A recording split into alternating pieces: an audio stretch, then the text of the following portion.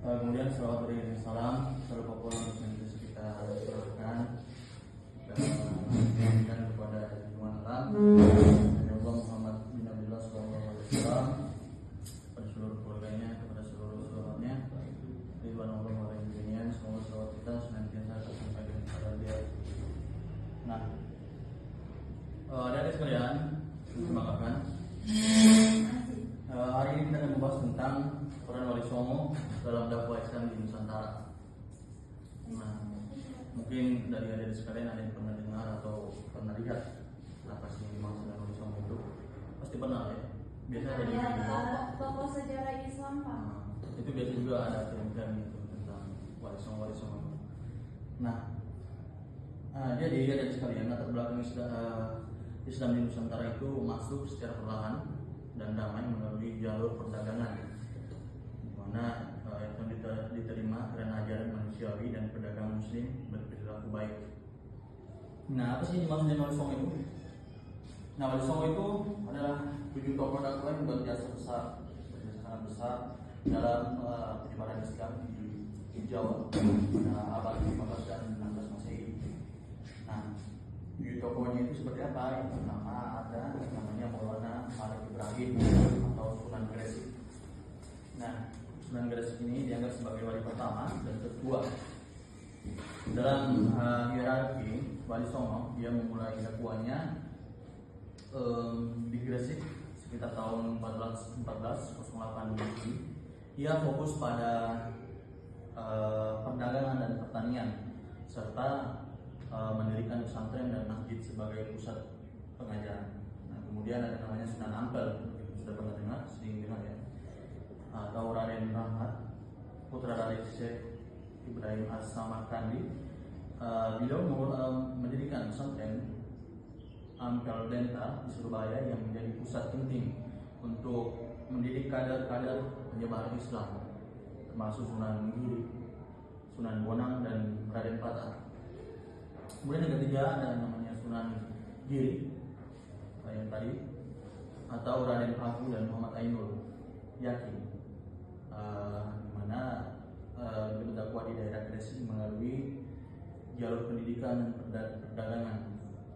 Dia mendirikan pesantren yang nantinya berasal dari berbagai daerah di Nusantara, berbagai daerah di Indonesia, bahkan hingga ke Maluku.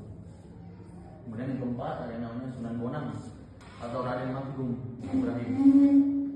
Beliau adalah putra Sunan Ampel. Beliau dikenal pandai menggunakan seni dan sastra untuk berdakwah, seperti melalui musik bonang dan tembak sulung. Wilayah dakwah utamanya berada di Tuban, Jawa Timur. Nah, kemudian yang kelima Sunan Derajat atau Raden Kasim. Beliau menyebarkan Islam di daerah Lamongan, Jawa Timur. Ia dikenal memiliki jiwa sosial yang sangat tinggi dan fokus pada kesejahteraan umat serta mengajarkan prinsip gotong royong. Nah, itu. Kemudian yang keenam ada namanya Sunan Kalijaga. Ini mungkin Sunan Kalijaga sudah terlalu ya, mungkin sudah sedikit dengar ya. Bahkan ada filmnya juga di Sunan Kalijaga. Di mana beliau menggunakan pendekatan budaya dan kesenian lokal. Nah, terutama wayang kulit. Nah, wayang kulit ini banyak filmnya. Nah, di Filipina juga ada wayang, film-film wayang. Nah, dan tembang suluk atau seperti lirik gitu, untuk menyampaikan ajaran Islam. Metode dakwahnya sangat toleran terhadap tradisi setempat, membuatnya sangat populer di kalangan masyarakat. Nah, jadi dia itu sangat terkenal karena gaya dakwahnya itu sangat toleran di lingkungan masyarakat setempat. Nah, yang terakhir namanya Sunan Gunung Jati atau Syarif Hidayatullah. Nah, beliau ini satu-satunya wali yang berdakwah di wilayah Jawa Barat, khususnya Cirebon. Ia mengembangkan Cirebon menjadi pusat dakwah dan pemerintah Islam dan pemerintahan Islam yang kemudian menjadi Kesultanan Cirebon dan Banten sekarang.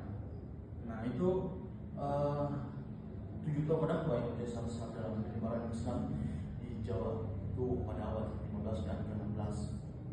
Nah, adik sekalian, nah ini strategi dakwah yang Sunan tadi itu lakukan, strategi dakwah yang cerdas dan beradaptasi yang mereka lakukan di kalangan masyarakat. Yang dakwah bil halal, perbuatan keteladanan, dan dakwah bil lisan, kata-kata yang sopan. Perbuatan keteladanan, kemudian dakwah bil lisan, kata-kata yang sopan. Garis bawahi dua ini. Ini strategi. Terus perbuatan yang kita dan keteladanan yang kita itu sangat penting ketika kita berbaur atau kita dalam lingkup sosial, sangat perhatikan. Kemudian spesifiknya medicine wayang kebangsaan tanpa Sunan Kalijaga. Nah, ini yang Sunan Kalijaga tadi ya, gimana dia relatasi dengan wayang kebangsaan, kemudian melalui perdagangan, pusat perdagangan, pusat dakwah. Nah, ini Sunan Ampel tadi melakukan perdagangan, kemudian melalui pendidikan, membangun pondok pesantren mandiri, kemudian melalui federasi Islam budaya dan lokal. Semua Wali Songo melakukan itu federasi Islam budaya lokal. Kemudian warisan Wali Songo yang relevan sekarang ini, pertama moderasi beragama, toleransi, damai, inklusif, atau hidup rukun dengan agama lain. Kemudian nilai karakter, gotong royong, kreatif, jujur, penyayang, dan kesederhanaan. Kemudian terakhir kearifan lokal, menghargai budaya lokal. Bisa lihat materi kita hari ini kesimpulan ya. Nah, sebelum itu ada yang bertanya tentang materi kita hari ini tentang peran Wali Songo, atau ada yang belum mengerti tentang Wali Songo atau tentang peran Wali Songo ini dalam dakwah di Nusantara sekarang ini. Nggak ada, berarti sudah mulai semua ya. Jadi kesimpulannya Wali Songo ini berperan sangat krusial dalam penyebaran Islam di Nusantara, utamanya itu Jawa ya, utamanya itu di Jawa. Pada abad 14 dan 16 dengan pendekatan damai dan adaptif, mana mereka mendirikan pesantren sebagai pusat pendidikan spiritual, memadukan nilai Islam dengan budaya lokal atau menghasilkan wayang, gamelan, tembang. Ini sering kita lihat di Jawa-Jawa juga masih ada sampai sekarang. Kalau wayang itu terlalu sudah selesai ya, kita lihat di TV muncul gamelan juga. Nah, kemudian menjadi konflik sosial serta menjadi nasihat pemerintah. Kontribusi mereka masih terasa sangat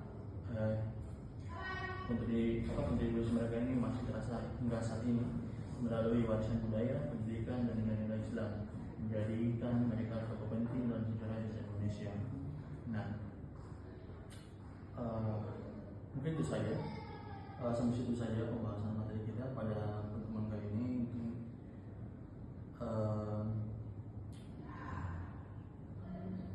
materi kedepannya kita lanjut, nanti materi sendiri kita lanjut di pertemuan berikutnya. Saya cukupkan pertemuan kita pada hari ini.